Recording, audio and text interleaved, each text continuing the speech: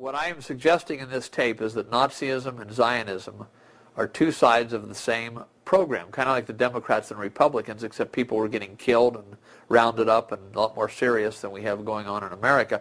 People might be saying, oh, this is unbelievable, this is ridiculous, this is the most absurd thing I've ever heard. It's so against what most of us have always heard. Because I don't know whether this tape will make more angry the Anti-Defamation League of B'nai B'rith or the Aryan Nation, because it destroys the historical official story about Adolf Hitler.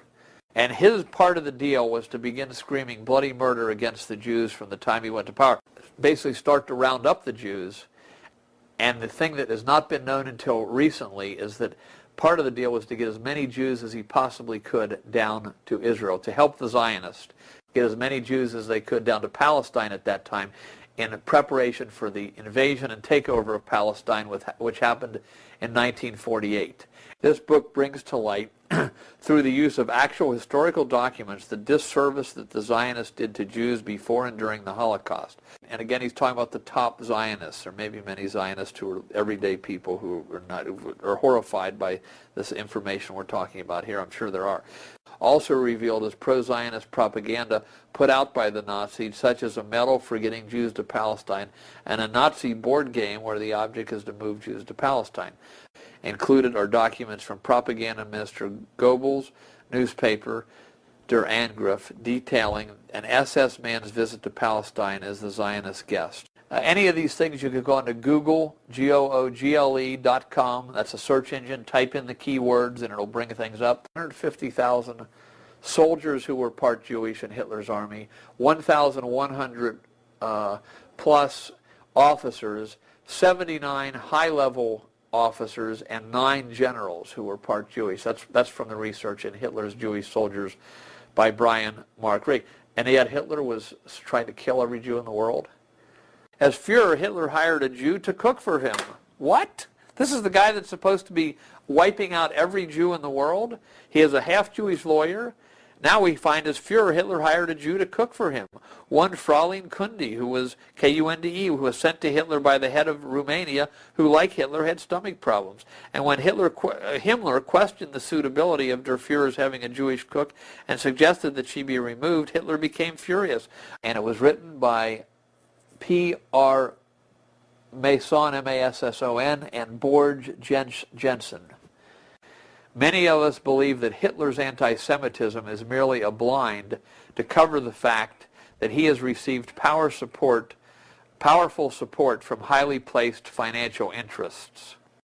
He says the following names should be scrutinized a little further down: Rothschild, Meyer, Baruch, Schuster, Warburg, Kuhn, Guggenheim, Nehmeyer, Schiff, Sieff, S-I-E-F-F. These are the names of men or families who move along in the shadows behind governments and wield enormous influence almost unknown to the general public. By Jewish scholar Edwin Black. Strategic alliance between Nazi Germany and America's most powerful corporation. His facts are on target, but you got to read between the lines, because he paints Thomas Watson of IBM as like the most evil guy in the history of the world. He wants you to believe that IBM was a big Watson of IBM was a big anti-Semite, went over to Germany. March 1933, the very month Hitler comes to power, Thomas Watson lands with IBM in Germany and starts helping Hitler catalog every Jew in Germany on IBM punch cards. He's a very brilliant writer. This book is a very intriguing book. I don't agree with his position, but he was a committed Zionist, a Hollywood producer and writer, screenwriter, raising money to help the Irgun, which was like the front force freedom fighters or terrorists, whichever side you're on, of the founding of Israel. And this whole book Ben Hecht has here is a book about a Hungarian Jew who put out a few mimeograph pamphlets about a Jew named Katzner who had cooperated with the Nazis to and betrayed hundreds of thousands of Jews into concentration camps. And Greenwald was so mad about it, he was a man in his 70s or 80s, that he was trying through this little Xerox or mimeograph method in a few cafes and market squares to pass this out in Israel. Well, the Israeli government overreacted and sued him for libel. and it looked like he was going to be railroaded, but he got one of these former Ergen lawyers who had seen Ben-Gurion and seen the leaders of Israel betray the frontline people over and over again. He became his lawyer. Make a long story short, this was big news in Israel in the mid-50s, didn't make it to the rest of the world. The Ergen lawyer traps Kastner on the stand, proves he collaborated with the Nazis, and then Kastner was assassinated by a mugger a few weeks later to get him out of the way. He was the Secretary of State of Israel at that point. To make a long story short, this is a tale. This book explains the top Zionists preventing people from helping the everyday Jews in these countries. After the war, of course, when people were in all these concentration camps or post-concentration camps, the Zionists were all there trying to get them down to Israel. But there was deals made, and the Nazis and the Zionists were working together. Readers will also learn about Adolf Eichmann's account of his personal dealings with the Hungarian Zionist Rezno Kastner. That's the guy in perfidy by Ben Hecht, who was fingered by the old Jewish guy Martin Grunwald, the Secretary of State of Israel in the 50s. Anyway, Eichmann was cooperating with Rezno Kastner, who was later assassinated in Israel as a Nazi collaborator who betrayed 400,000 Hungarian Jews. The top Zionist Jews are now using the Holocaust as a brickbat against humanity to accomplish all sorts of things. One is, I think, the United States has given Israel over $100 billion. Germany has given Israel over $50 billion.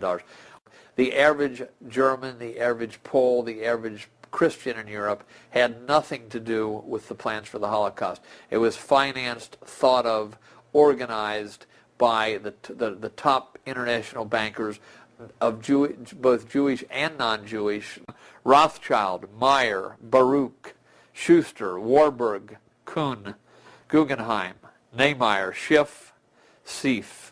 But we are saying, without this information we're explaining here, that there's whole pieces that just don't make any sense. You just have to put them out of your mind and say, that doesn't fit, I just can't deal with it, forget it. And that brings us right to the present day, because the founding of Israel leads into all the tensions that we're fighting in the Iraq War that's still going on right now as I do this tape.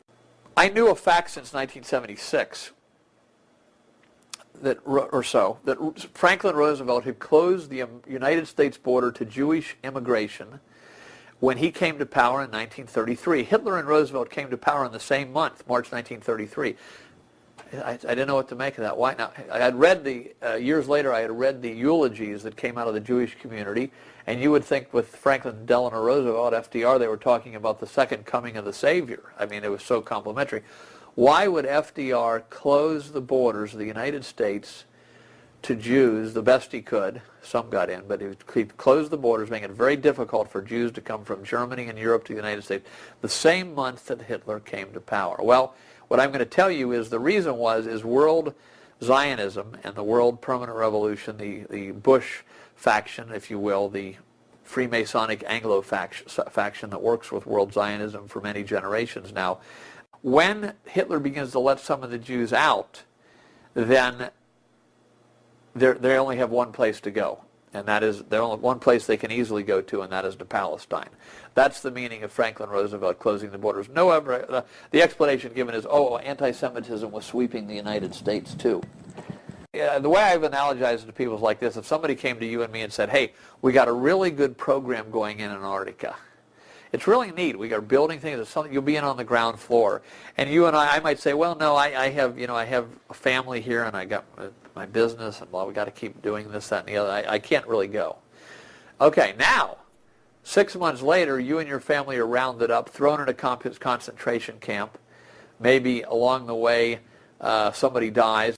Hey, now we still have that project in Antarctica. Would you and your family like to go? Then you might say, well, maybe I can fit it in now. Maybe I can make time. And that's what was happening. And tens of thousands of Jews then left Germany and went to Palestine.